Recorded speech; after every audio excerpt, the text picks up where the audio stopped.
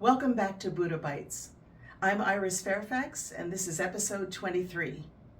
Are you tired of the same old hamburger? Would you like to have a new twist on a simple appetizer?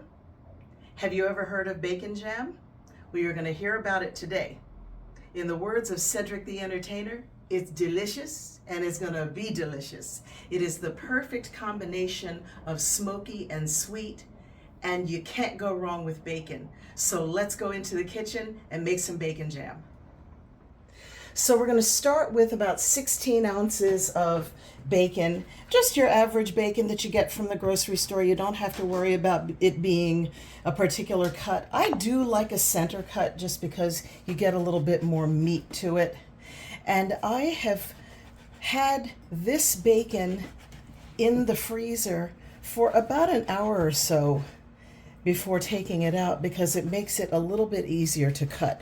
So I'm cutting about a half inch cubes. And this is going to render down nicely in my cast iron skillet, which I have heating already. So that's it. We're going to take it over to the skillet, which has been heating, and we're going to render this down. It looks like a lot of bacon, but when you see how much it renders and reduces, you'll be happy that you've used a good 16 ounces worth. Now, when you render this down, you don't want to get it too terribly crispy, because this is actually going to be a jam. This is going to be a spread. So you want it to be slightly soft, but brown enough. So we're going to cook this down, and when it gets to just the right color, we will come right back and I'll show you what that looks like. While the bacon is doing its thing, we can get started on the onions.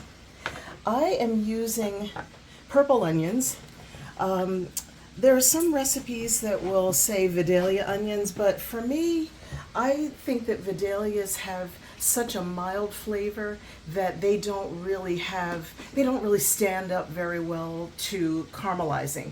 You want an onion that's going to really still have some boldness of flavor once it's been caramelized and added to the rest of the ingredients. So Spanish onion is a good one. Purple onion is pretty too. So because this is actually, the mixture is going to go through the food processor. So when you slice your onion, you really don't need to do like those fine chefy dices. You can just do simple slices like these.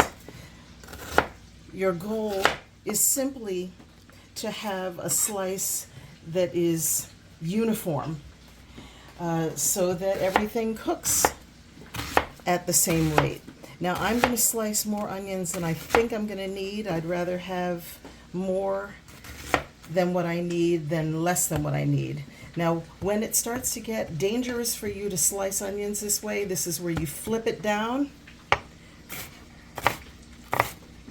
You always want to have a solid surface. That's what keeps you safe while you're cutting. And again, the appearance of these slices is really not important right now, because eventually the entire mixture is going to go into the food processor. So I'm going to get rid of this. I've already cut some, and when the time comes, these are all going to go into the same cast iron skillet that the bacon is currently rendering in. So I'll see you in a little bit. Remember that I told you that there is an easy way to get the onion smell off of your hands. It is a chemical reaction caused by stainless steel. Now this is something that I got when I ordered some knife, and all it is pure stainless steel. And let me show you. I'm going to go over to the sink. Cold water, and you just run, you use it like a bar of soap, and you just run your hands under the cold water, not hot water, because it's going to set the onion smell. And this has its own little stand, Now, if for some reason you don't have that cute little gadget, you can very, very carefully use the knife that you use to cut. But please be very careful when you do that. Any stainless steel that you have will remove the onion smell from your hands. Easy enough. Smell's gone. Isn't that a beautiful sight? Gorgeous. And it's not overly cooked. As you can see, it has some browning, but it is not too brown. Let's take this out. I'm going to drain the bacon on some paper towels. Now you see, remember how much we started out with? 16 ounces of bacon rendered down to just this. So that's why you always start with a lot, especially with a fatty meat. Now, my best friend does not eat beef or pork. I have not tried this with turkey bacon. I imagine that it can be done. If you try it with turkey bacon, then let me know how it goes. Put it in the comments. We're going to leave this aside, and we don't need all of this bacon grease. Actually, we don't need it now. You can always use bacon grease. I'm going to drain off most of it into a heat-safe bowl. This is a metal bowl. I'm going to leave some in there, and the heat remains on.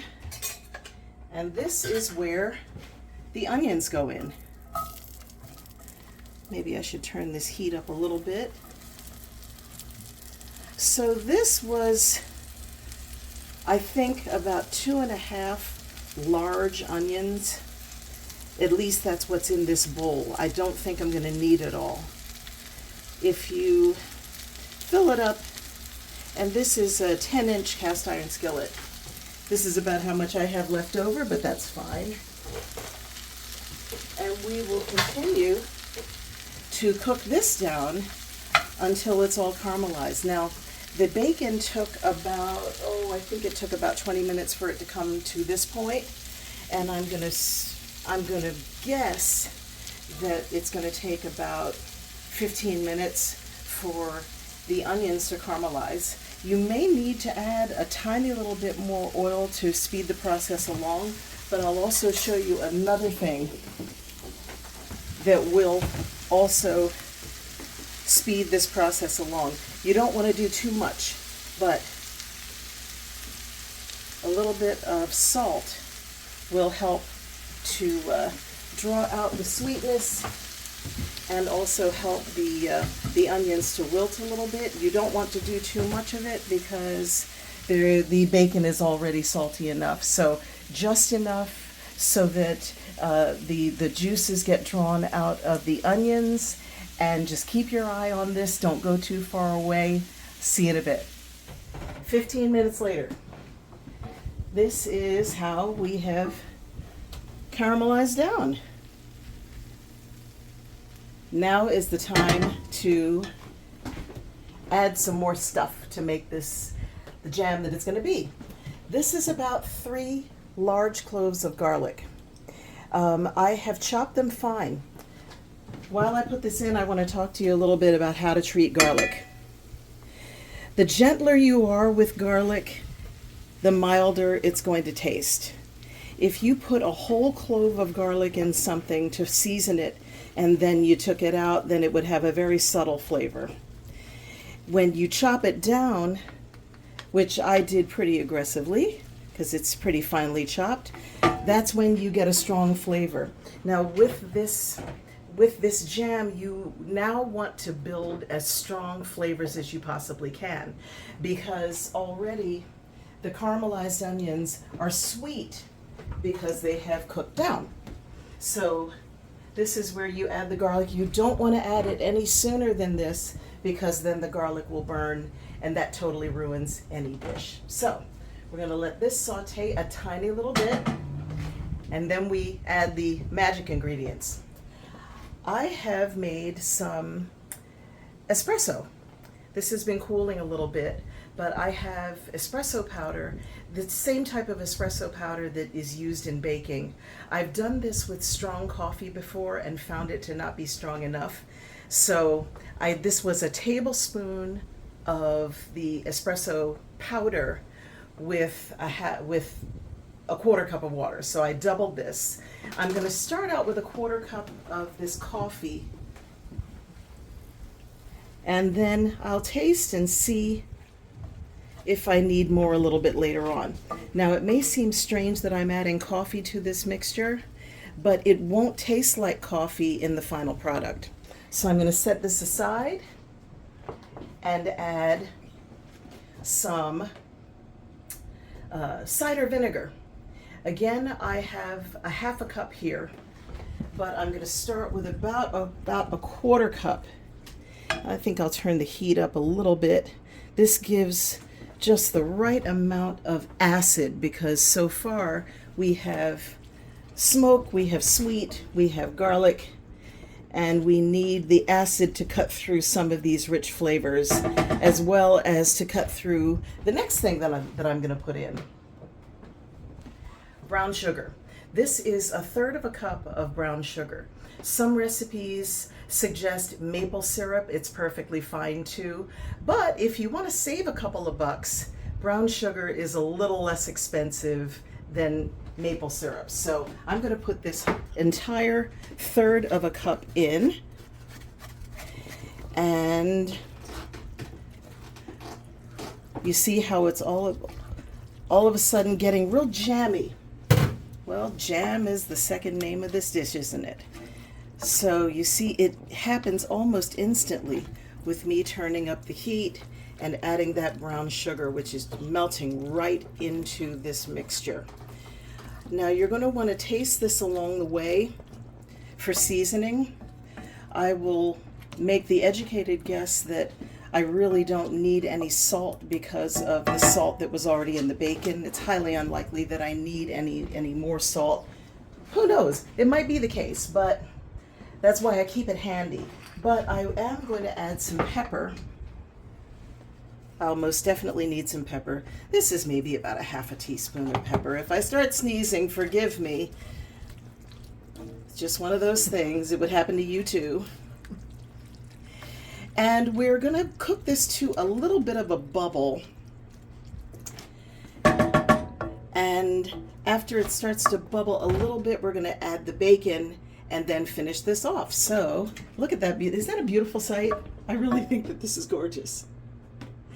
So let's get this to a little bit of a simmer, and then I will see you when it's doing that, and we'll go on with the bacon.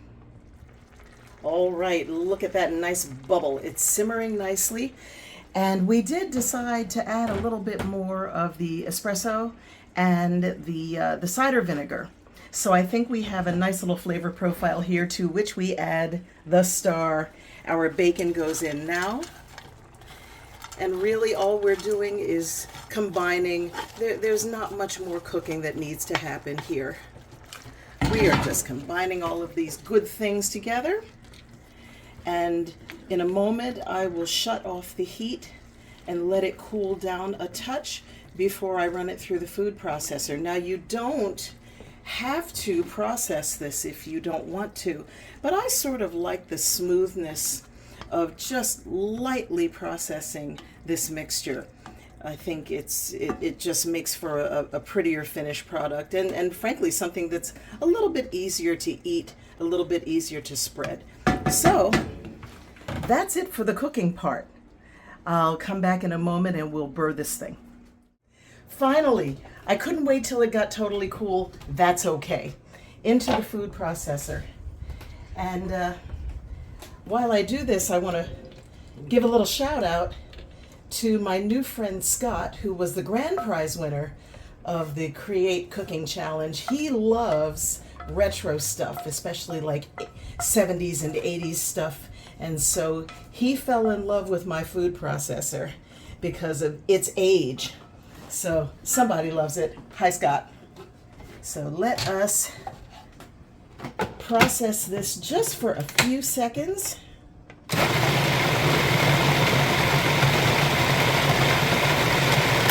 So that was 5 seconds. Let me take a quick peek at this and see how it turned out. Now that really looks like a jam to me. So I'm satisfied. Let's get this into a serving bowl. So I'm going to take this off, move this aside. And this was a gift from one of my beloved in-laws. Remember how much onion we started out with and how much bacon we started out with? And look at all of this concentrated flavor that is going to make its way into our beautiful little serving dish. And there's a little left over for snacking in the kitchen. But we need to put this to use. So let's get it on some burgers and I'll have a few surprises for you. So would it be awful to call this an onion jamboree? Yes, it's awful. Let's make ourselves an hors d'oeuvre. We have a family joke about an hors d'oeuvre. Maybe I'll put it in the comments. And so this is our onion jam hors d'oeuvre. And I wanted to show you the burger I am about to eat. There's a little bit of sharp cheddar cheese on there. I toasted the bun and put some bacon jam on top, and that is all it needs, except a little bit of salad. And my surprise is that I made some homemade oven-baked sweet potato fries, and they're topped with a little dusting of confectioner sugar. I mean, why do ketchup if you can do confectioner sugar? So, I discovered in doing these videos that I tend to make the ugly face as if I didn't like what I ate. So, I'm gonna try this time to not make the face when I eat this hors d'oeuvre.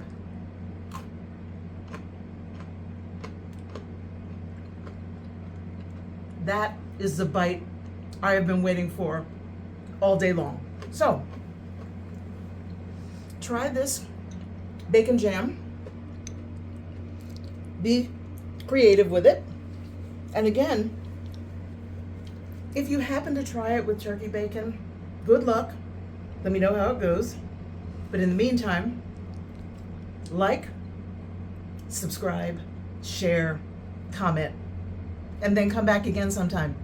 So in the meantime, this is Iris Fairfax from Buddha Bites, reminding you that now more than ever, you're the Buddha. See you next time.